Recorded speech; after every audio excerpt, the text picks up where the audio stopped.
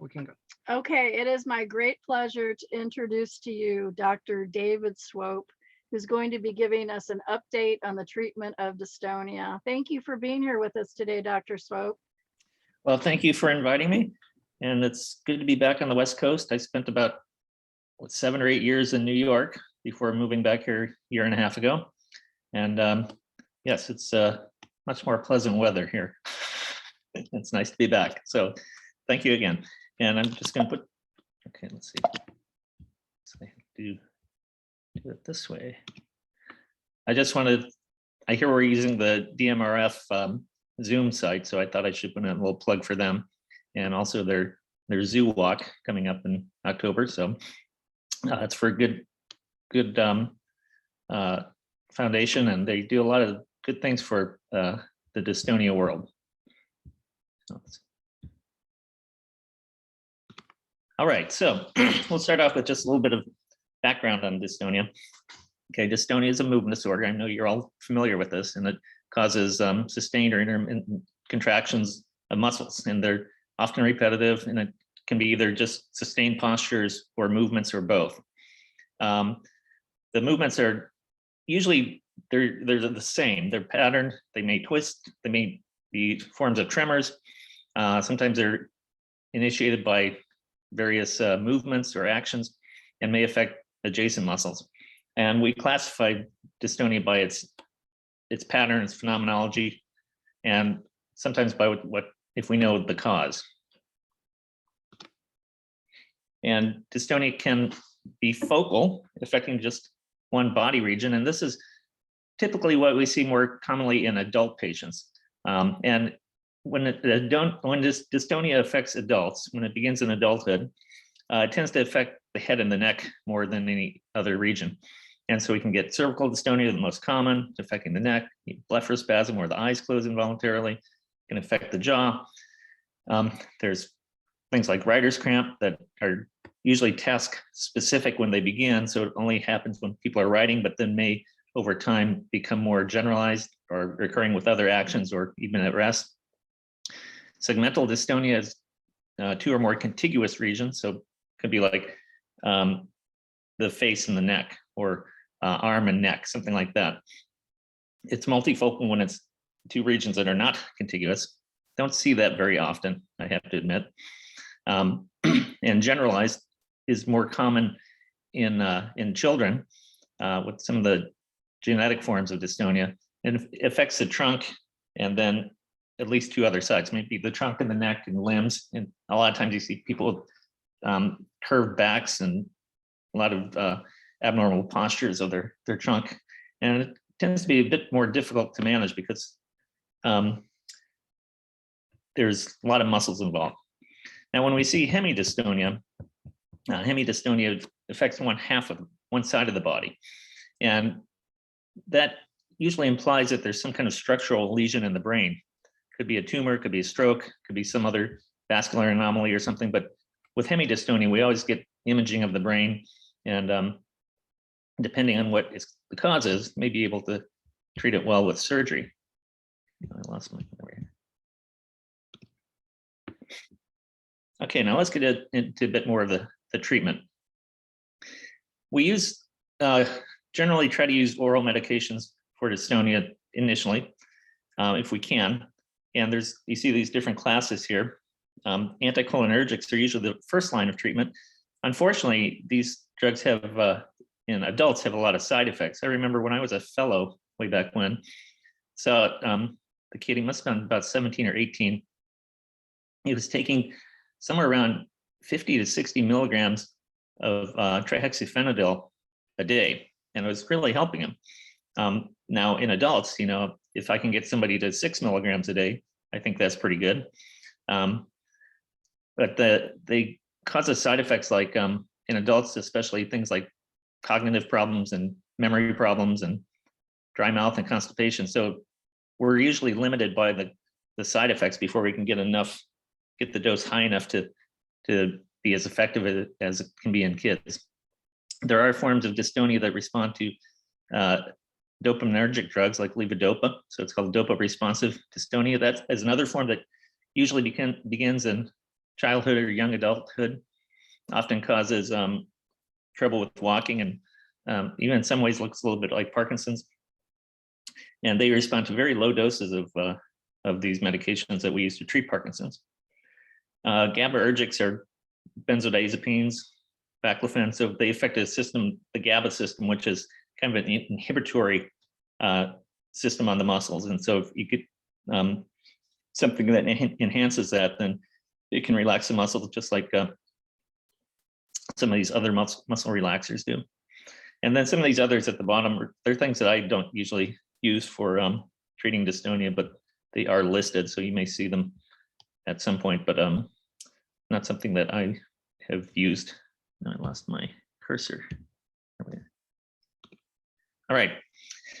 So for any dystonia, botulinum toxin is really the first line treatment. It's most effective. It almost always works to some degree, and the question is how much of the body is involved. You know, there's some people I'd like to just take them and dip them in a big vat of botulinum toxin, but there's only so much that can be injected into any person at any one time. So it's best if you have focal dystonia, one area like the neck or an arm, blepharospasm, something like that. And most people respond reasonably well, if not very well. And something that can be repeated. It lasts for about 3 months. And the good thing about Botox is nothing is permanent. So if you get a side effect, it goes away. And the bad thing about Botox or botulinum toxin is that nothing is permanent, and you have to keep giving it over and again, but at least it lasts for a fairly long period of time. It doesn't have side effects like making you drowsy or stupid or anything like that. There is a risk of developing antibodies to the toxin. If you get antibodies to the toxin, then it doesn't work anymore. But the way to minimize the risk is to use the lowest dose necessary and not give it too often. So that's where this kind of 3-month rule came into effect, that if you get it every 3 months, your risk is very low. It's only about 1% of people will develop antibodies. When we do see side effects, the side effects tend to be related to making things too weak. So if you're injecting somebody in the neck, it's possible to make their neck weak enough that they can't hold it up. If you inject, especially in the front of the neck, it may cause some trouble with swallowing if it spreads a little bit to the swallowing muscles. When you inject on the face, you can get like a droopy eyelid, or even if you get close enough to the muscles to control the eyes, eye movements, you can get double vision. These things don't happen very often. And my approach is to be cautious especially when I first inject somebody. It's better to give them too little than too much. And so I always say I can give you more the next time if we need to, and but I can't take it away once it's injected. But like I said, the good thing is that none of these side effects are permanent. But we're better off to just kind of build it up safely and gradually to get the optimum dose. Once I know what a patient's how they respond, I can usually just give them the same dose each time, because the thing about dystonia is it doesn't change very much once it's established.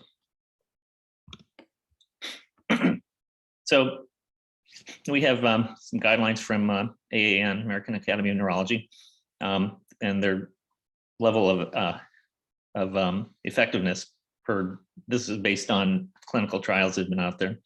And the blepharospasm and torticollis are the two approved indications by the FDA. So you're going to focus on those things. And for most focal dystonia, especially when I inject in the neck or an arm, I tend to use EMG guidance. So EMG is electromyogram. So there's a little wire that hooks up to the needle, goes to the machine that can detect electrical activity. So when I put the needle in a muscle and I get to a very active part of the muscle, it'll make a lot of static kind of sound. It helps me to pinpoint my injections and target it to the most active part of the muscle. Don't use that when I'm injecting faces, because the muscles are very superficial and very easy to tell which muscles are involved.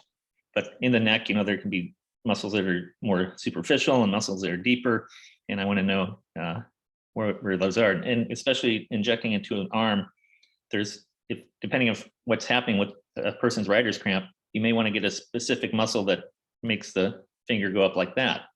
And so that would be finding it with an EMG is the best way, in my opinion.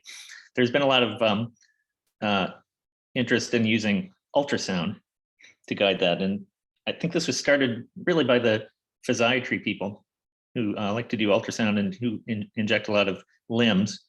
I've I've been involved in some of those injections, but I find it very cumbersome, and I don't think it really improves that much. But I think people who are used to using ultrasound and are good at it really like it. So it's an option, but I still prefer using EMG personally.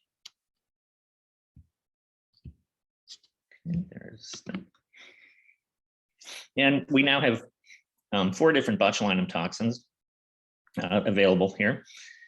Botox is the first one approved, and it's the one that I tend to use the most because that's the one I trained on as a fellow, and I've been using it for many years. The Botox, Dysport, and Xeomin are all type A toxins, and there's one called Myoblock, which is a type B. So they all do the same thing. They block the release of acetylcholine at the muscle.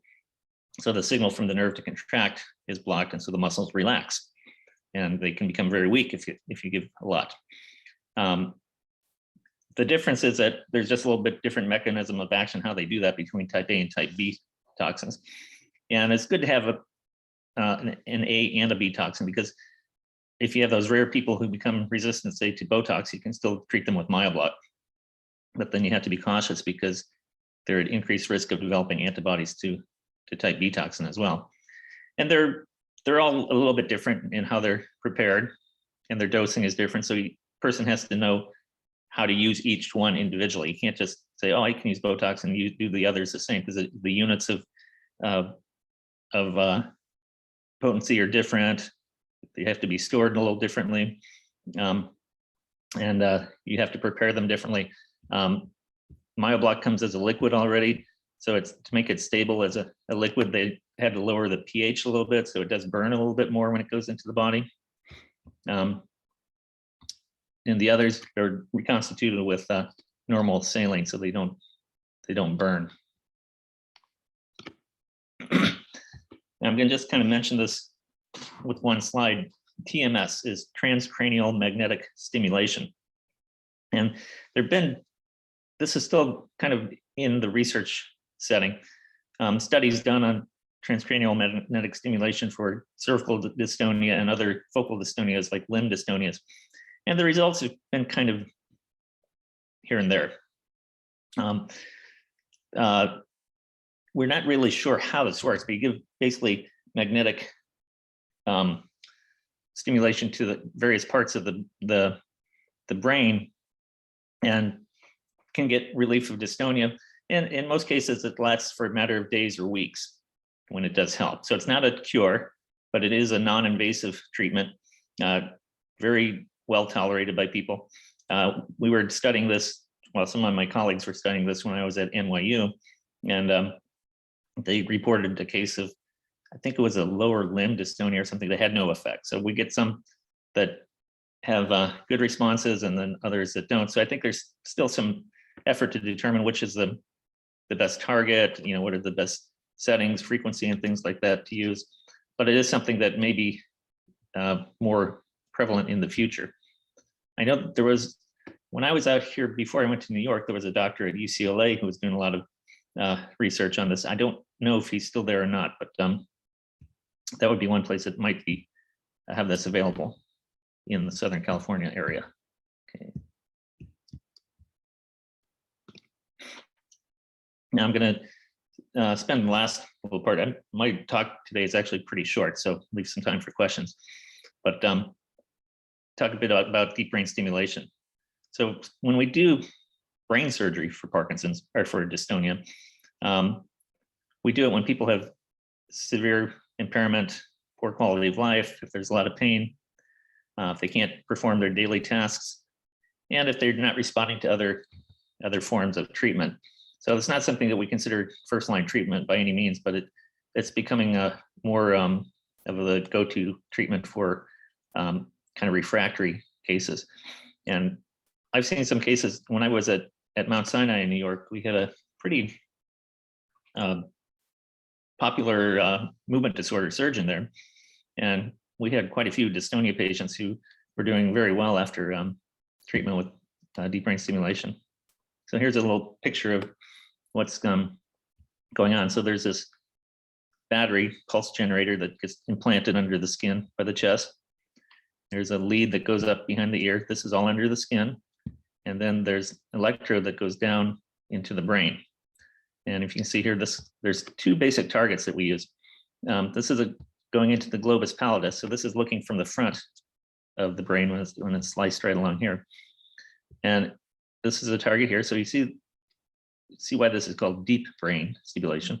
And this is a little bit even deeper to the subthalamic nucleus. So these are two areas of the brain that are involved in initiating and controlling movement. So these are areas that we place a stimulator for dystonia and for Parkinson's disease. And then there's another one up in here that we use for essential tremor. And still, here's another picture of showing what an X-ray looks like. So this is bilateral deep brain stimulation. So you're looking at it from the side. So they look like they're right next to each other, but they're really on opposite sides of the brain. And here's the wire coming under the skin, going back down to the pulse generator. This is what it looks like for the surgeon. You know, you're all sterilized and protected and unconscious, sedated, we'll say. And this is some of our movement team from UC Irvine. That one's me. This one is our chair, Dr. Hinchcliffe, who also happens to be my wife. And then Dr. Paff and Dr. Sue are two of our surgeons who actually performed this surgery. And Dr. Sue, I've known for many years. He and I used to work at Loma together, and he came to UC Irvine about a year before I went to New York. And so he's a chair of neurosurgery now, and he's does this type of surgery. That's what he's been doing his whole career. So we have very good surgeons at Irvine, and then good people that know how to program these devices as well. So here's just a few studies, some data for you to look at. Here's 12 patients with refractory dystonia and received STN and GPI. So that's subthalamic nucleus and globus pallidus internus. And these are rating scales that we use: Beck-Fawn, Marsden dystonia rating scale, and the Toronto Western spasmodic torticollis rating scale. So this one is for twisters, it's just for the neck, and this one can be used for any type of dystonia. And you can see that putting the stimulator in both the STN and the GPI both improved, and a bit more with STN stimulation in this study when on the just in the terms of the neck. So it's not commonly done for focal dystonias because, like I said, they mostly respond to other treatments, especially botulinum toxin. I have one patient now at Irvine that has had blepharospasm, which has been very refractory to treatment, and he is being evaluated now for surgery. So he'll be my first one since I moved back to California that potentially will have surgery for dystonia. And here you can see some more data. This is 3-year follow-up data with again with the rating scales, and you can see that people improve. So when the bars go down, that means they're better. When things go from here down this way, they're better. So it's it does help. It's a treatment. Again, it's not a cure. And this is one of those things that we can do. If we do surgery, then we can also add medications if we need, and we can still do botulinum toxin injections if we need. So often we can do things with a combination of different treatments to try to get people to their very best that they can be. Now, Boston Scientific is a company that makes one of the deep brain stimulators. And if you go to their website, you can see this list of different studies and the results. So these are studies that were done using their their device, so it might be a little bit biased. And then you can see here the number of patients involved, the type of study design, and then their percentage improvement. And you can see anywhere, it's roughly 50 to 60% in most people, improvement in their dystonia rating scales. So that's pretty good. And these tend to be patients who, like I said, they're refractory or for whatever reason not responding to other treatments. And so that can be quite an improvement if you're 50% better compared to any other treatment. And this is another form of dystonia, another study showing maintained benefit. I mean, there are people that got improvement lasting for years. And that's one thing that, people are always concerned about. Well, if I get this done, what will I be like in 10 years? Well, it looks like it's probably going to be still have some benefit 10 years out. And there was a study just published recently from University of UC San Francisco. It also had very long-term data that showed very good response to deep brain stimulation for 8 to 10 years. So it does work and does last.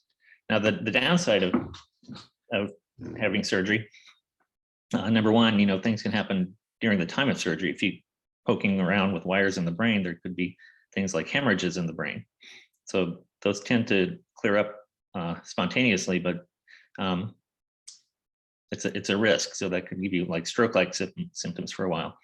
Also, whenever you put wires or metal in the body, there's the potential that things can become infected and have to be removed. Or sometimes wires can break or migrate and things have to be revised. And then the battery doesn't last forever. The newer batteries are pretty good, lasting about 5 years or so. But that's a pretty easy surgery, just a little slice here and take it out and plug in a new one. So, but for some people that can be a big hassle. So it's something that just to think about, it's not, you're not completely without risk when you undergo this, but usually, like I said, people are, at this point, they're pretty desperate and bad off, and this can be a good option for them. The risks of these things happening are very small, but you don't want to be even in that small group if you can help it. So I've only seen, I think, one patient when I was at Loma who got an infection on the skin by his wire on his head, and we had to take out the wire. His was for Parkinson's disease, but then by the time I left for New York, we had not put it back in because he didn't need it. He was still having an effect from just having that in the brain for a number of years. But yeah, so it's pretty unusual, uncommon that things get infected or things break, but it's always a possibility. Okay, I'll just sum things up a little bit here. So medical treatment of dystonia may be effective in some cases, can be used with other treatments. Often the treatment is limited by side effects before we get good effects. So we don't really know what causes dystonia, so the medications aren't really going to treat the cause, they're treating symptoms. And it's still a lot to learn in order to get something oral that works very good or very well. For focal dystonias, botulinum toxin injections really are the treatment of choice. It's my first treatment for anybody I can treat. And even if it's, if I can inject somebody in their face and their neck at the same time, I've done things like that. And it's really limited by the amount of toxin that can be given to at any one time. So it's can be used again with other treatments, with oral medications if necessary. And it tends to be the most effective treatment for focal dystonia. I mentioned the transcranial magnetic stimulation, still considered experimental, so something that may or may not gain some popularity down the road. And then for the refractory cases, deep brain stimulation can be a very good option, and can get good results for people who otherwise are not responding to any other treatment. Now let's see,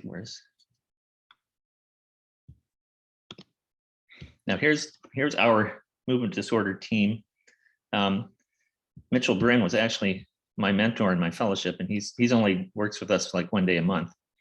Dr. Garland, the rest of us, we're all there. Well, Dr. Henchcliffe is the chair. She sees patients only once or twice a week. Otherwise, we're all there full time. We're all fellowship trained movement disorder specialists. We know how to treat just about any movement disorder that we come across. And so this is really one of the larger movement disorder teams I've ever been with. And it's nice to have a bunch of good people like that. Here is our locations. Let's see, I see patients at Laguna Hills, at Irvine, Goshawk, and at the at Newport, on Old Newport Boulevard. So I'm at Laguna and Newport just 1 day a week, and then 2.5 days at Irvine. And we have, let's see, we have movement people at each of these sites except for the Costa Mesa site, at least sometime during the month. So we're trying to cover a lot of Orange County. And here's a number. There's a number back here as well. This is a little bigger. I'll leave that one up. And feel free to call, make a consultation. You call this number and get into any of the different clinics if you'd like. And I think I'm going to wrap it up there and open it up for questions.